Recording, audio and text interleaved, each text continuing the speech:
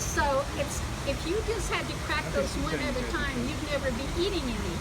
So after they're roasted, they were put in these shallow basins, and then the stones were rolled over them, like rolling out cookie dough, to crack hundreds at a time.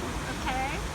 Now once you crack them, they're liable for what do you call it? Mold? Rancid. Yeah. Okay. Acorns, if you unshell them, they have so much oil they turn rancid. Just like potato chips. You ever pulled out a potato chip from the cupboard and you left it in there too long? The grease is what made it rancid. This has high oils. Acorns have high oils. Any seeds with high oils, they spoil. That's why you leave them in the shell until you're ready to use them. Now, at home, to keep you safe from mice and things that might be in your garage, we actually put them in the refrigerator when we first get them, or you can even freeze them. They'll be fine. That way you're not going to lose them. If you put them in the cupboard, you're going to get those moths in there. The cupboard, you know, those little white moths that eat everything? Yeah. They're going to come, believe me. So the best thing, if you went through all this work to gather them, store them in paper. We never store them in plastic. Always use paper because it can breathe, or a net type cloth or something like that, so that you're not getting any moisture. The whole idea is drying. Okay? So you can't like store it in a glass jar? After they're dry, yeah. Okay. With the lid, yeah, you can. Okay. When our people went to these gathering sites, say up in the Andrews National Forest, your family had been going there forever. We even left our utensils there. Many times when we went to get acorns, we didn't carry these rocks around. When we left the grinding areas, we turned them upside down and they just looked like that.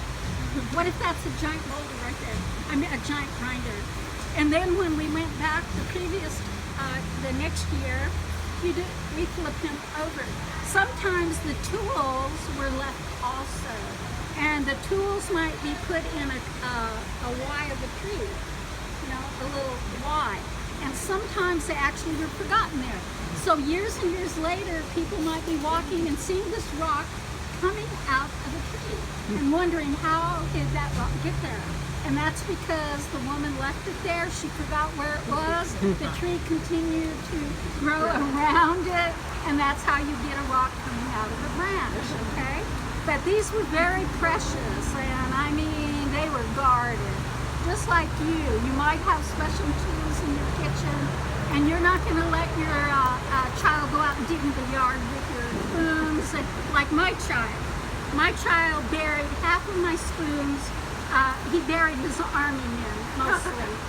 And so I always tease him about that, because he always came in and grabbed everything that I had.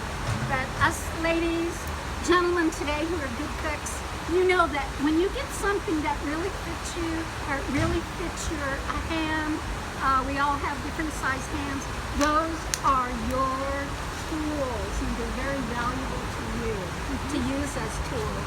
So we went to the same places. Now, a lot of things affect the crop. You can get pest infestation, not enough rain, the wind may have blown the blossoms off. All that is not going to give you a crop. So that's why you have to save all the time. Oh, I can take those. I'm just putting them out, Barbara. Put on the tablecloth near your table. Okay, because everybody's going to get some pine nut cookies and some little nature cups with seeds in it, pine in there. So, anyway, of course, I lost my train of thought. You always have to bring me back. I'm always in outer space. Yeah, they're very precious to you to have. So, when you went to these campgrounds where the trees were, you were not carrying these. They were already there. They had already been made there. You left them there, okay? Oh, I was telling you about the drop. There are years that just skip total. I'll ask my friend in the forestry, are we getting any pine nuts this year? He don't know. There aren't any. That will happen, and so that could create a famine type situation. That's another thing I do want to tell you about when I said that people think we laid on the ground and pulled up some grass, we made our basket just in 1 minute. Famine was a very, very typical thing, believe it or not, because you're not supposed to depend on one crop. If you depend on one crop of food, you are going to perish. And unfortunately, our beautiful people who grew corn and things like that, they depended on that corn crop. So if something happened to it, it actually devastated their tribe. And that was a way for an enemy to get rid of you real easy without touching you. We don't have to go in your village and harm you in any way, but if we burn your food down, that we've taken care of it. And that's happened in history. It's really a true thing. So fortunately, here in Southern California with this Mediterranean climate, we got to have a different kind of food about every 3 weeks, especially in springtime.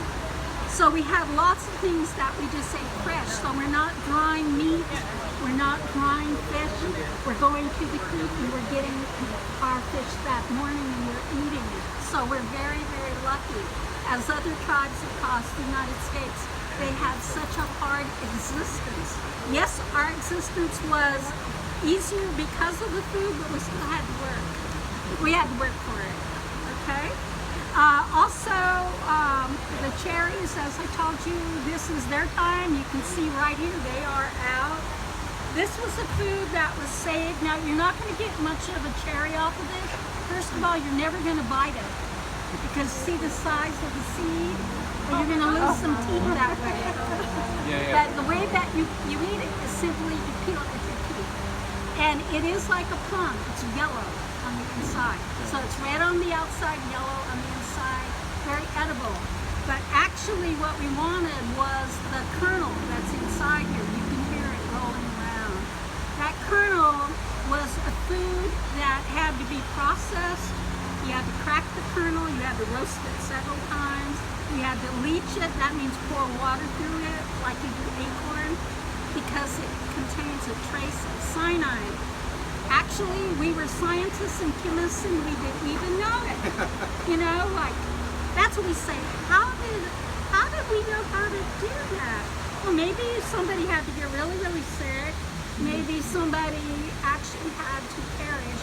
But once we learned about that plant, believe me, we were passing that information down to everybody. But it was the seed inside, when it is processed the right way, it makes a thickening agent. And it really looks kind of like cream of wheat. So you can eat, you can smell the cherry too.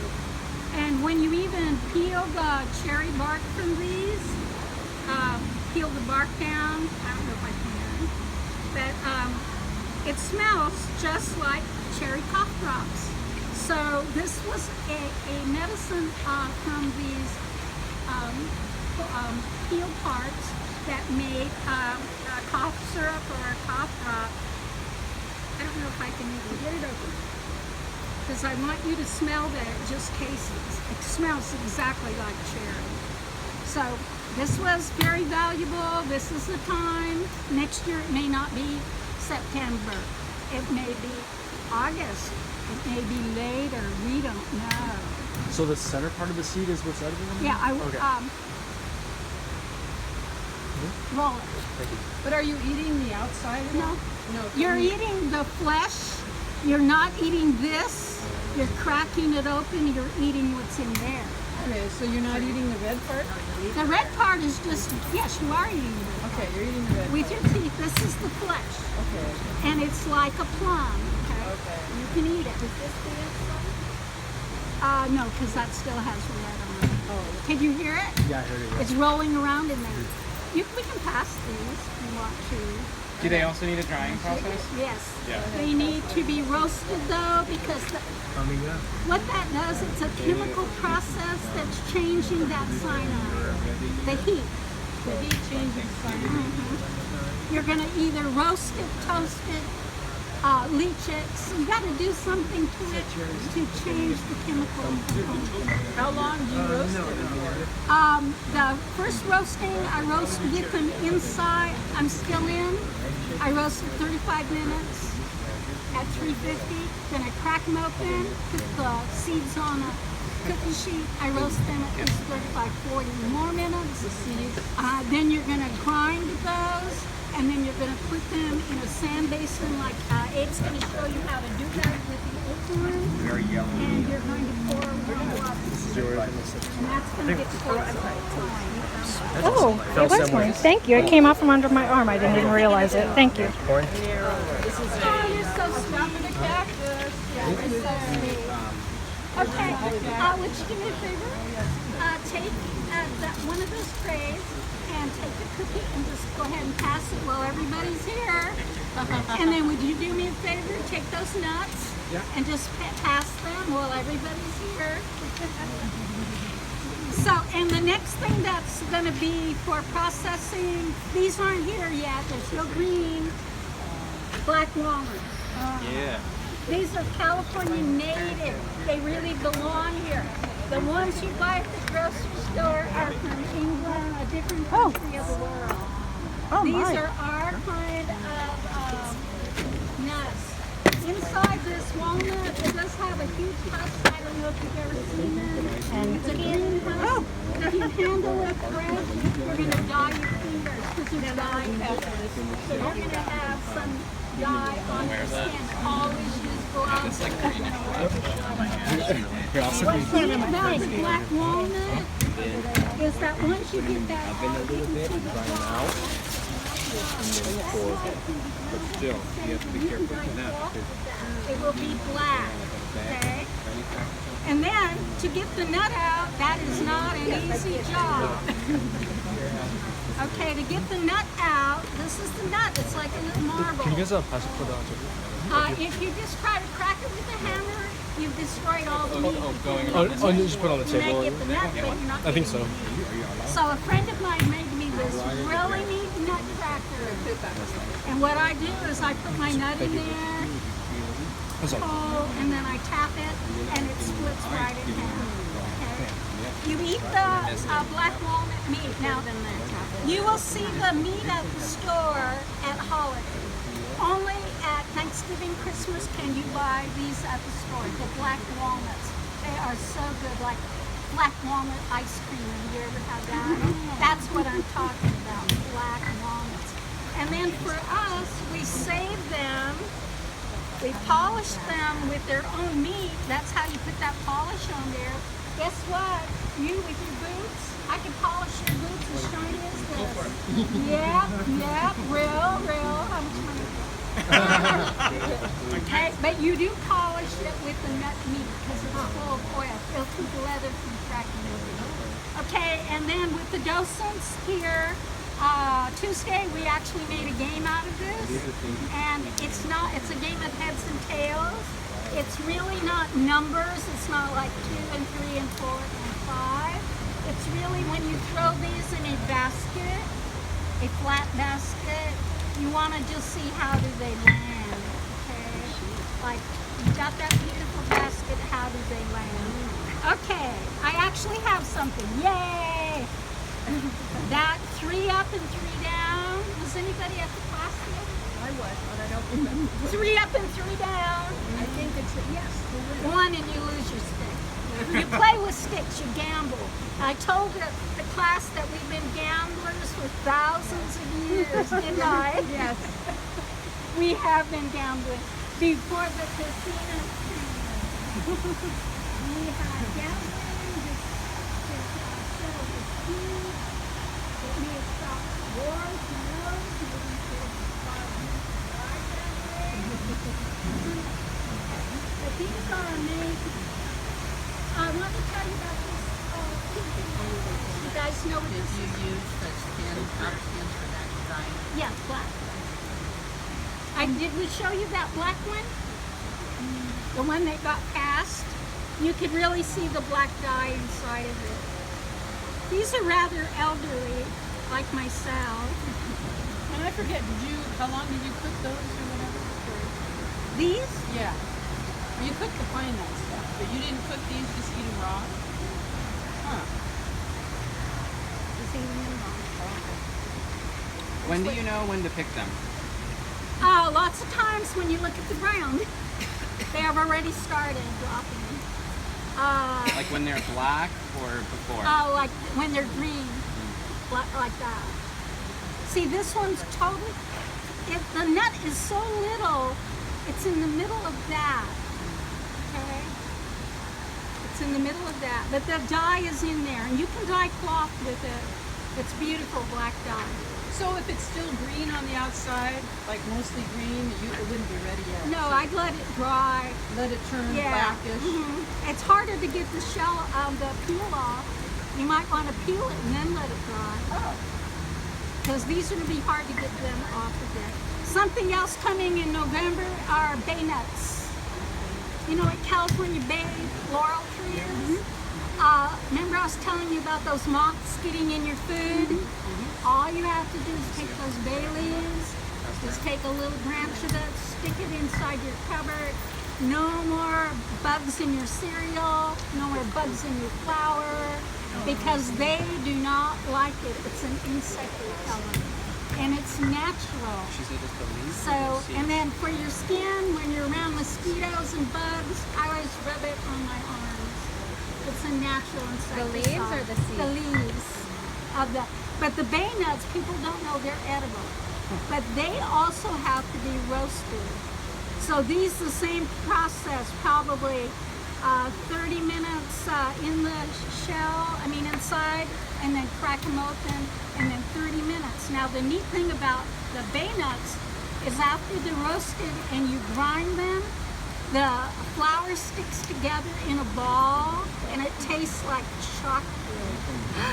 So you can have a chocolate bar right out of this nut. They are so good. And this is mostly the whole state of California, at least central.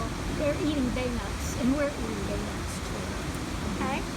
All right, I'm at this part, and then you're ready to move. Did everybody get something to eat? Yes, thank you. Did you get your little nuts? Yeah. This is the most amazing plant to me. This is a lily bulb, and this is called a soap root, and or a mole, A-M-O-L-E. And this is what we made our cooking brushes from. So once these mortars got so very deep, you needed to get your food out of there. So we made these little brushes from this beautiful plant, and then we just brushed the food right into a basket, okay? Now this, if I peel this down, it would look like an onion, a big white onion. And if I ground that onion bulb up, it makes soap. You can wash your hair with it. Well, one day when people of our tribe were taking a bath in the stream, all these fish started coming up to the surface. They were washing their hair with soap root, washing their body, and all the fish started floating up. And the men realized that this would make a good fishing potion because it anesthetizes fish. So they started grinding this bulb and just throwing it in the streams. The fish, it went through their gills and put them to sleep. Kind of like when you go to the dentist and get a shot and it puts your mouth to sleep and you think you're gonna die, but you always wake up. So the fish always, because the kids will tell me, oh, you killed the fish, or we can't eat it, it's poison. No, you can eat it.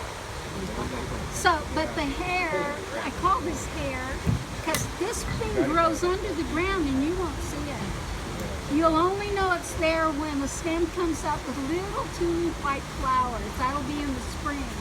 Right now, if you have them in your yard, they're under. They're staying under for the winter. What is so wonderful is they have babies under the ground. So when our people had sharpened sticks that we did with digging sticks, when we dug bulbs like rhodea and different kinds of hyacinths and things, we always put the little babies back in. So it was easy because they break right off. They're attached to the sides. always just pushing back and always say thank you. We always say thank you. And then for this, like when you throw it in the water towards the fish, do you need to take off the skin and all that? You take off the hairy part. Okay. Remember, it looks like an onion, and then you crush that into pulp, like crushing the garlic. Yeah. Okay. And that is what's thrown in. And it soon mixes in the water, and then it comes to the Okay, I know you have more questions, but you're going to be actually processing acorns from start to end, and I know you don't want to miss that. And I'm Barbara. My family's from Mission San Gabriel, a registered California Mission Indian, and I'm very happy to be your teacher today. And I love you all for wanting to know that we're not dead, and we're still here, and we're still doing things. Thank you. Thank you. So I'm turning you over to Chief Buffet. Send me napkins on the table. You ready? Yeah. Oh, I'm sorry. That was Oh, is yours here? taking care of me. Yeah. Thank you, thank you. Okay, well, you guys are just welcome over here.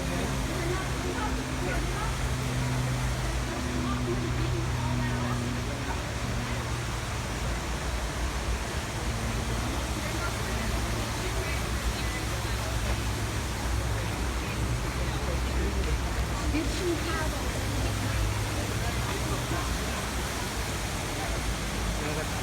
Park in the shade.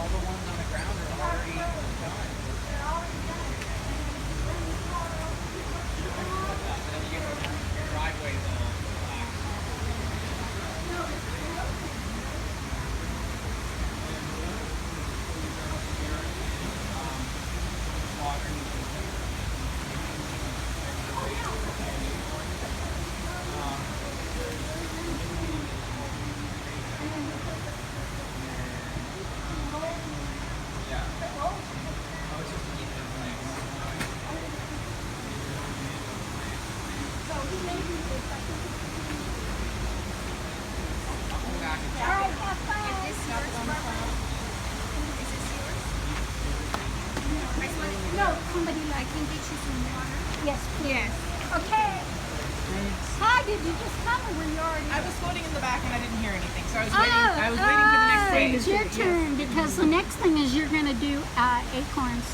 I brought the harvest that's coming up, and this harvest is going to go clear through winter. And the harvest that's coming up are these beautiful cherries right here. Those are cherry trees. There's some over by the window. Just to show you that these are cherries. And these are cherries from last year before I dried, saved to grind the seed that's inside. If you pick one up and roll it against your ear, move it like this. It has a seed in it. That's what we wanted to eat, is the seed. But it has a trace of cyanide poisoning. So when it was roasted